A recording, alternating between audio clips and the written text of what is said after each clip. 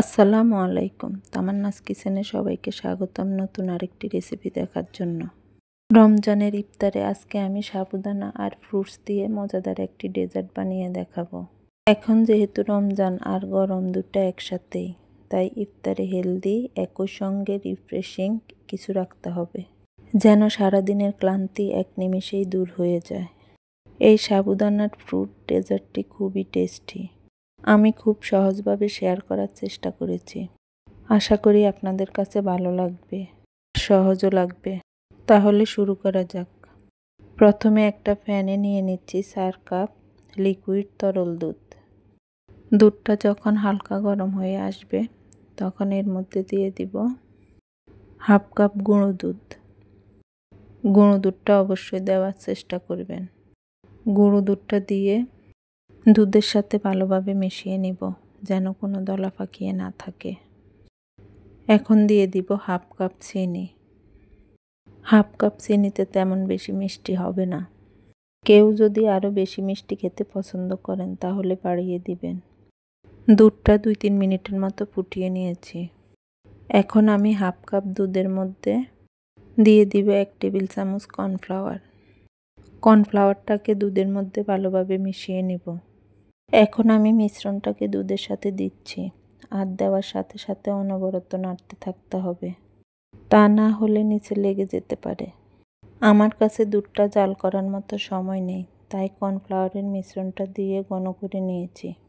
তবে দুধটাকে অনেক বেশি ঘন করা যাবে না, কারণ এখানে সাবুদানা দিব।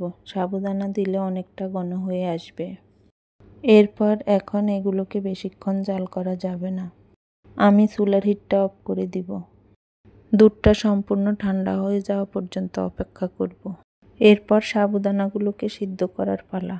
এখানে আমি পরিমাণ মতো পানি নিয়েছি, আর পানির পরিমাণটা একটু বাড়িয়ে নেবেন।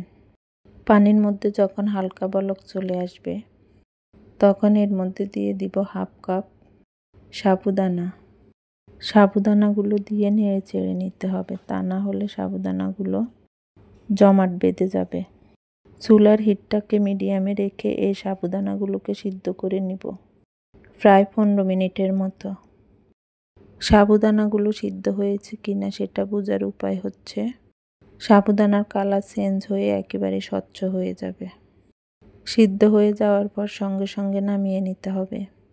অপেক্ষা করব সাবুদানাগুলো ঠান্ডা হওয়া পর্যন্ত। এইবার একটা বাটির মধ্যে নিয়ে নিব ছোট করে কেটে রাখা হাফ কাপ লাল আঙ্গুর, হাফ কাপ সবুজ আঙ্গুর, হাফ কাপ কলা, আর দিয়ে দিব হাফ কাপ আনার। দিয়ে দিব সিদ্ধ করে রাখা সাবুদানাগুলো। এখানে দুধটাও খুব ভালোভাবে ঠান্ডা হয়ে গিয়েছে। এখন এই দুধটা মিশ্রণের মধ্যে দিয়ে দিব। ফ্রুট ছাড়াই দুধ আর সাবুদানার মিশ্রণটা খেতে অনেক বেশি মজা লাগে।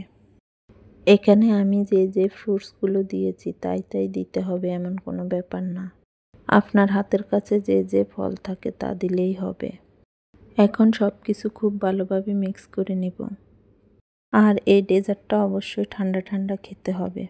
ইফতারের আগে তৈরি করে ফ্রিজের নর্মাল চেম্বারে রেখে দিবেন। খাওয়ার ঠিক আগ মুহূর্তে ফ্রিজ থেকে নামিয়ে নেবেন। ঠান্ডা ঠান্ডা পরিবেশন করবেন এই ডেজার্টটি।